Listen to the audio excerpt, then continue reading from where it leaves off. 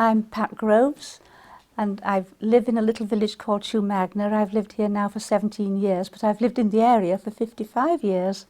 It's one of the nicest, friendliest villages you can ever live in, I think, and I wouldn't live anywhere else.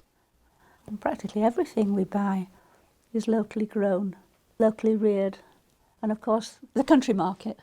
And people bring produce in there which we can buy. We buy our own vegetables and things in the market there.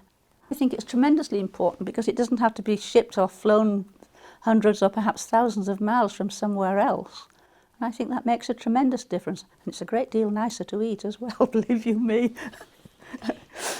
I'd go down to see Mr. Cliff in the butcher's shop, and the marvellous thing is he only buys local meat, and he can tell you which field an animal was reared in. And I'll buy 2 or 3 pounds in weight. I like skirting steak or chuck steak, and cut it up into small pieces, and I casserole it, and everything I can think of goes in. Carrots, onions, leeks, parsnips, mushrooms, celery, the lot. And I make some into chili con carne, and some I just leave as they are. Some I make into little cottage pies with potato on top, put them in small pots and stick them in the freezer.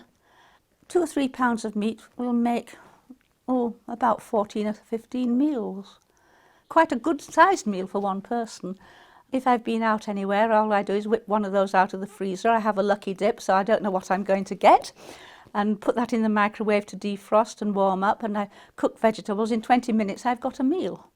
I just found it a very convenient way of doing things, because I'm out an awful lot. I don't have, day by day sometimes, I don't have time to stop and cook a full meal. So if I have things like that in the freezer, I can just stick in the microwave.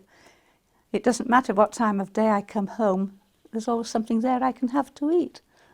And it's only when I get a cupboard full of small pots that I realise I've got to have another cooking session.